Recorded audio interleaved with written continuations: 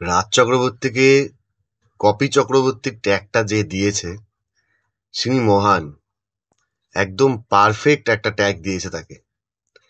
যখন কপি সিনেমার জামানা ছিল, মানে রিমেকের, তখন তো তিনি রিমেক করেইছেন। তার রিমেক করেছে, মানে প্রত্যেক কটা, শুধু প্রলয় বাদ দিয়ে A to Z সব রিমেক করেছে।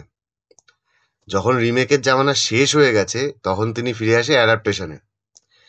অ্যাডাপ্টেশন করতে করতে একদম রিসেন্ট এই 20 তারিখে যে সিনেমাটা রিলিজ করলো সন্তান, সিনেমাটা ভালো সিনেমা, কিন্তু সেই সিনেমার কপির যে লেভেলটা, সে লেভেলটা কিন্তু ভাবার একটা ব্যাপার আছে। সিনেমাটার স্টোরি যেটা, স্টোরিটা কপি নয়, নিউট্রাল স্টোরি, মানে নতুন স্টোরি। নতুন স্টোরি বলা যায় না, এটা একটা ট্যাম্পলেট। এই স্টোরিতে খুব কম করে 1 লক্ষ সিনেমা ইন্ডিয়াতেই তৈরি হয়ে গেছে হয়তো, মানে আমি বলছি, জোকিং। এই স্টোরিতে বাংলা ইন্ডাস্ট্রিতে একটা সময় মানে প্রতি 2 মাসে একটা করে এই সিনেমা বেরোতো, অঞ্জন চৌধুরী বানাতো। তার মধ্যে একটা কমন ক্যারেক্টার থাকতো রঞ্জিত মল্লিক, যে এসে সবটা শর্ট করে দিত, সব ঠিকঠাক করে দিত। মানে তাতে বাবা মার ওপরে অত্যাচার হোক, দাদা বৌদির উপর অত্যাচার হোক, গুরুজনের উপর অত্যাচার হোক, স্যারের উপর অত্যাচার হোক, এইসব নিয়ে প্রচুর সিনেমা মানে বাংলায় রহরহ তৈরি হয়েছে, রহরহ বহু সিনেমা হয়েছে। সেই সিনেমাগুলোরই ট্যাম্পলেট তুলে নতুন করে আবার বানিয়েছে। হ্যাঁ, এখানে কোনো রঞ্জিত মল্লিক টাইপের কোনো ক্যারেক্টার নেই, যা করে সে বাবা নিজেই করে, এরকম টাইপের।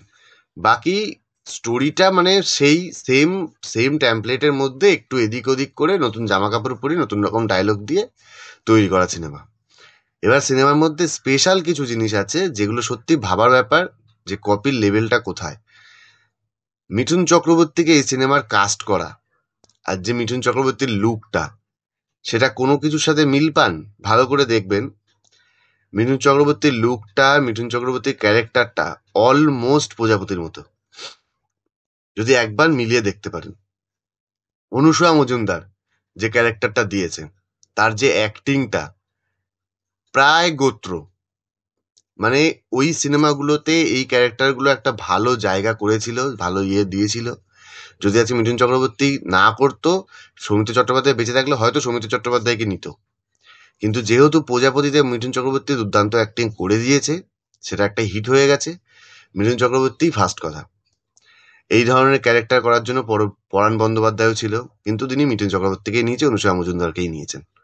এটার পেছনে মানে ভাবার ব্যাপার যে উনি মাথাটা লাগায় না। হ্যাঁ, ওনার কিন্তু এই কপি করার পরেও সেই জিনিসগুলো দেখানোর যে ভঙ্গিটা, সেটার মধ্যে কিন্তু নতুনত্ব থাকে, সেটার মধ্যে ক্রিয়েটিভিটি থাকে, যার জন্য রাজ চক্রবর্তীর সিনেমা একটু ভালোই হয় এবং হিটও হয়।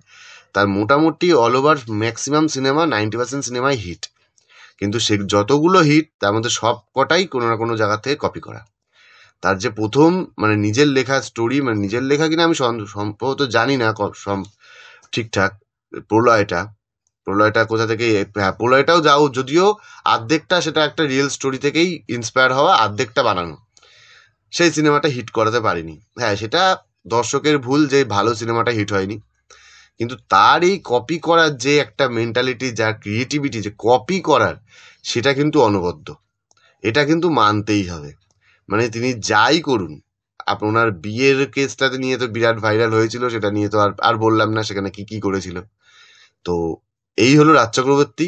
আর এই নিয়ে রাজ চক্রবর্তীর এখন রিসেন্ট দেখছি, এটা আগে আমি রাজ চক্রবর্তীর মধ্যে দেখিনি, যেটা রিসেন্ট দেখা যাচ্ছে তার মধ্যে একটা দম্ভ অহংকার টাইপের এসছে, যে তিনি পারেন অন্য কেউ পারেন না, এরকম ব্যাপার।